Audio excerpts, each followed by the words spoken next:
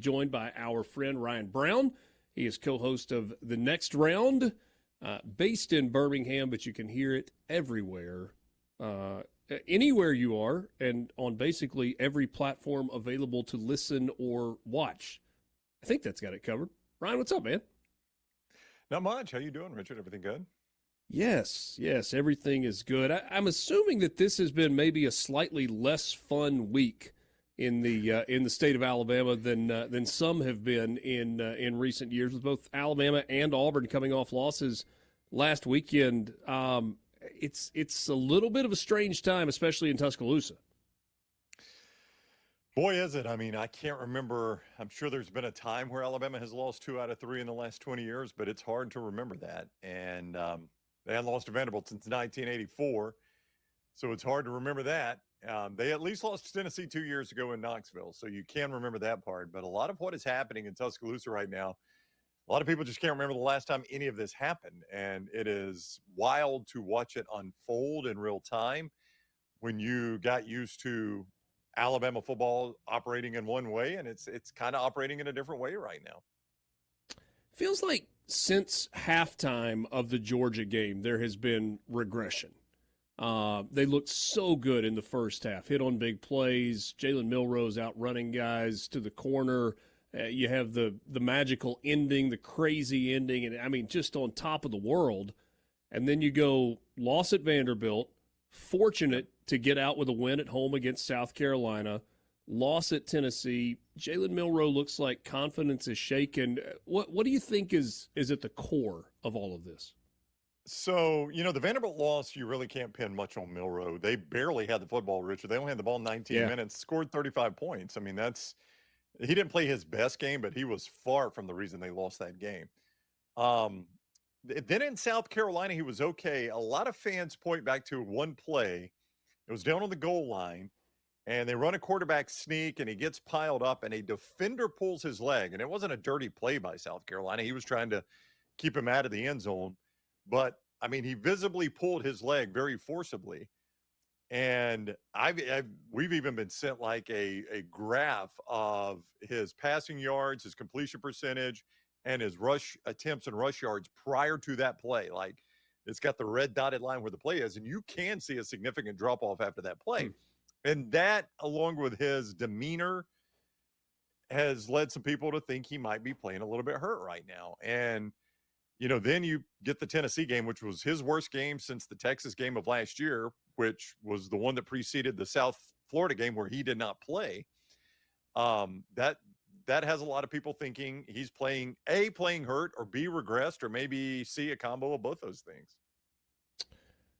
It's got to be uncomfortable for Kalen DeBoer. I think this is a guy that is plenty comfortable in his own skin, believes in what he's doing. There's a body of work there.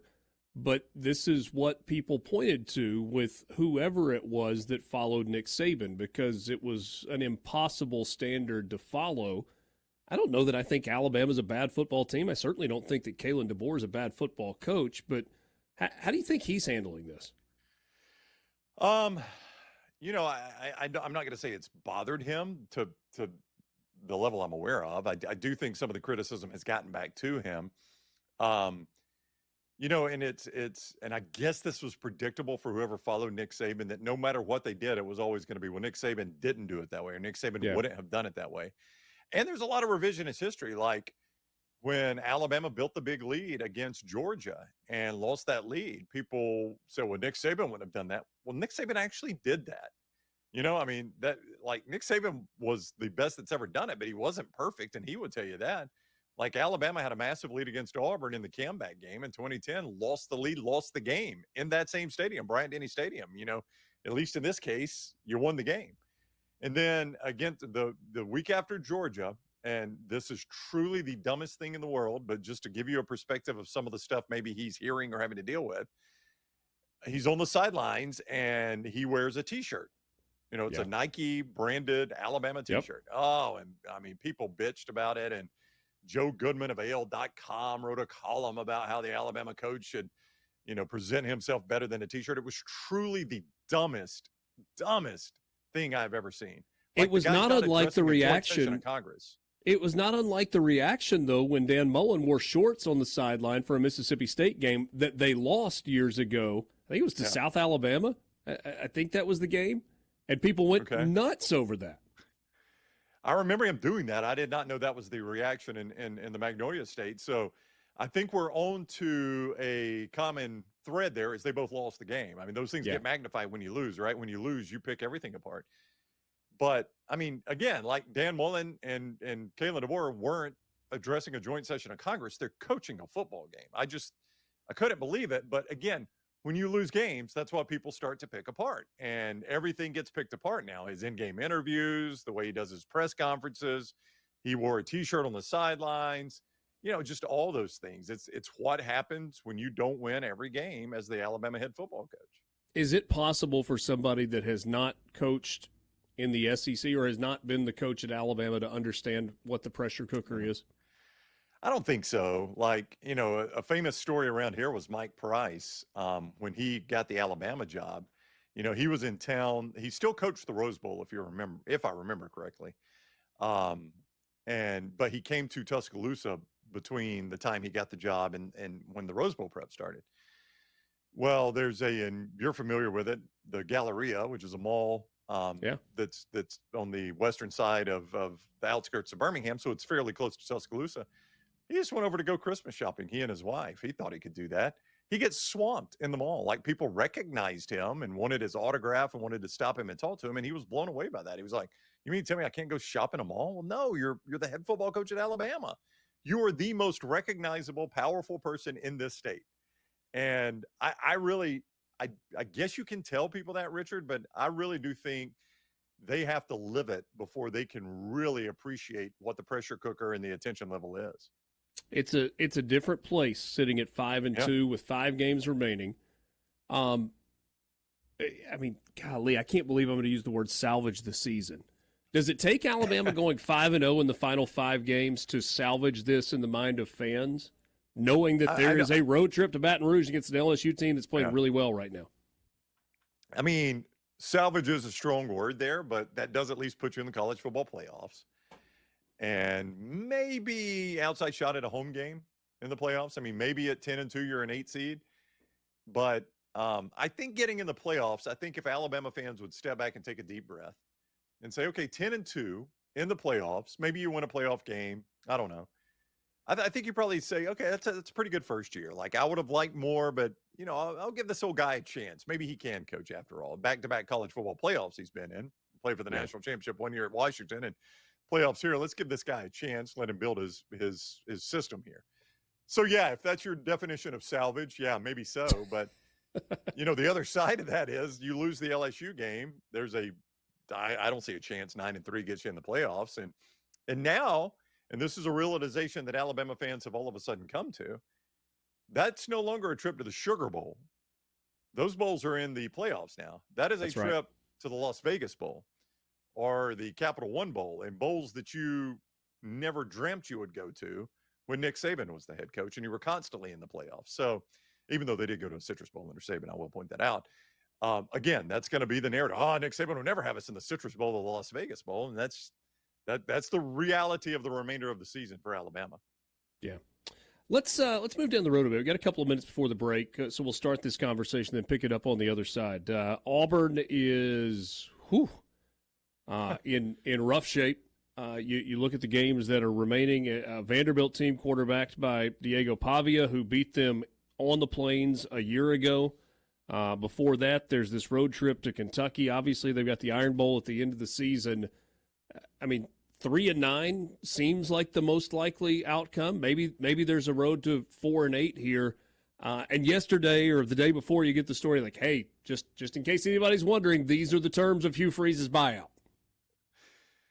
That discussion has been brought up, in our state. I think Auburn fans, to your question, would say, who's the fourth win? Like they say, maybe La Monroe, though former UAB coach Bryant Vincent has doing a great job. Had a pretty good season at La Monroe so far. One of the big turnarounds in college football. So even that's not a guarantee. But I think Auburn fans look at the remainder of that schedule and say, Richard, you got us 4-8. Can you tell me who that other win is? Because I'm saying either the Kentucky or Vanderbilt game.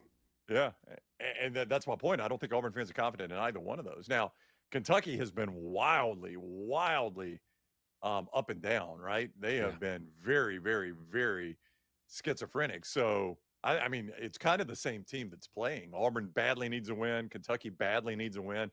So it's kind of a sad matchup Saturday night. They don't have any faith in Vandy because, again, you mentioned it. They saw Diego Pavia with a lesser roster rip them up last year. Right. And Jerry Kill's still on that sideline for Vandy. You got Texas A&M, who all of a sudden is one of the best teams in the country right now, and then Alabama. I mean, outside of Ole Monroe, there is not a whole lot of hope for this Auburn team right now. And I think most Auburn fans would tell you, they would probably privately tell you, I'll take 4-8 and not watch the rest of this season right now. And none of them would believe they're in that situation. We'll pick this. Auburn, the Auburn Tigers, 2-5 on the year. They are 0-4 in SEC play. They have been in games, but have not been able to finish games. Most recently, losing last week on the road to Missouri. Now they go to Kentucky. So, I mean, is there any result where that Auburn booster culture that is known for having such an incredibly short fuse, such a lack of patience, at the end of this goes, just get rid of him, go find somebody else? Or are we past that? I mean, I guess 2-10, maybe it's a discussion. I think even 3-9, and that sounds absurd because the difference in 2-10 and 3-9, as we mentioned before the break, is probably a win over Ole Monroe. So is that really what you're, what you're making your decision on? But I mean, 2-10. Auburn was 3-9 Gene Chiswick's last year. So what was that? 10, 11, 12. They haven't had that type of record in 12 years, and that's probably 4-8, as you mentioned, looks like their best case scenario right now. This will be the 5th straight year Auburn has had 5 losses, and you got to go back to World War II to find a streak like that at Auburn. So it's an epically bad run, and Auburn fans are frustrated. They're upset with Hugh Freeze, and for a lot of reasons.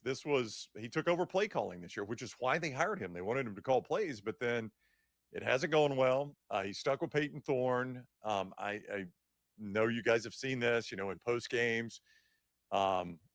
Peyton's caught a lot of blame for some of the issues. Stop me if you've heard this before in Mississippi. And then Peyton, who comes on our show every week, comes on and tells a different story. And then Hugh Freeze on Wednesday has to go back and clean up based on what Peyton said on our show on Tuesday, which is great for us, but bad for Auburn football. Yeah. And that has been kind of this cycle that Auburn has been in for the last month. So, not only are you losing games, it's just been kind of messy for Auburn, and there's just been no sign of improvement. In fact, this team's probably gotten worse as the season's gone. They have quit turning the ball over. That's one thing I'll say. They've cleaned up turnovers for the most part. I mean, they had 15 turnovers, in the first 4 games, and they have drastically reduced that, but it's still not led to wins. It feels like there's some pieces there. Like there are some good things. Obviously, they haven't figured out the quarterback spot. People point to the fact that they're recruiting well. I think 5th in the country in terms of high school recruiting right now, but that's 4th in the SEC. I mean, we know what the recruiting machine is in the league. Does this thing turn around? Well, I mean, he's got to address quarterback, and that's the thing. So Deuce Knight, I know you guys are familiar with him. Oh, yeah. Auburn flipped them from Notre Dame to Auburn, and Auburn fans are very excited about Deuce Knight. But I think they also know true freshmen starting right away in the SEC is pretty rare. So what do you do between Peyton Thorne at the end of this year and Deuce Knight at the beginning of next year, if that's your guy? Like, I mean, you're probably not going to want to, especially if you're coaching for your job, maybe if you're Hugh Freeze, roll out a true freshman quarterback. So what do you do in the portal to address that? I think that's the big question. That is the question Auburn fans want to know is, what is your plan at quarterback? Now, obviously, Hugh Freeze is not going to come out and say, well, here's my plan. We're going to go get this guy in the transfer portal, and then we're going to go to Deuce Knight. But, I mean, I think Auburn fans want the confidence that you've got a quarterback plan, because I think they look right now and say, if that guy's not playing in front of Peyton Thorne the way he's played at times this year, he is not on the roster. So where do you go from there? Yeah. Well, it's interesting to see, and Auburn has not been great in terms of acquiring talent through the transfer portal. Certainly not at that position, and famously said, why would I do that and not know if I'm getting anything better than I've already got? Yeah. Well, and they did get a good receiver. Keandre Lambert-Smith, who's probably the best receiver on the team right now, came from Penn State, which you look at that now and you're like, man, what did they sell him? I mean, Penn State's in the top 5, right in the mix for even the national championship right now. And he's playing at Auburn on a 2-win team. I mean, it was, yeah, I'm not saying he regrets it, but I'm saying the natural thing to do would be what did I do? Right. So Yeah. they've had some luck in the portal, but just not at quarterback. And he made the choice to stick with Peyton Thorne, and it has not worked out. Last thing for you, only got about a minute and a half until the break. And this Ole Miss team has certainly disappointed. They've got 2 losses by 3, but that's 2 losses, which means their margin for error is non-existent the rest of the way. It's a remaining schedule that does include Georgia, albeit in Oxford. What have you seen with this Ole Miss team that has surprised you? Well, I mean, I was a little wait and see on them. They rolled up so many good numbers in that pre-conference, but then I looked at that pre-conference. I'm like, that was not a good schedule.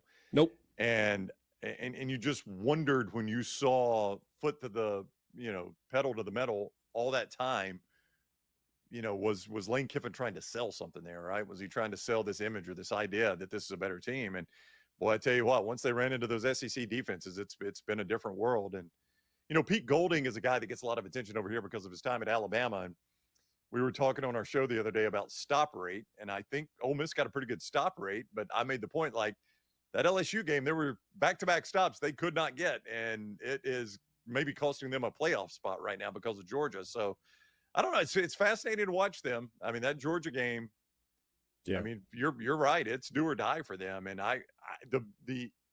the perception over here is that Ole Miss fans were playoff or bust with Lane Kiffin in this season. So I would say, looking from Alabama into Mississippi, it would seem like if they lose that Georgia game, there's no other way you can qualify this as a massive disappointment. I would agree with you. Ryan Brown, thanks so much for your time.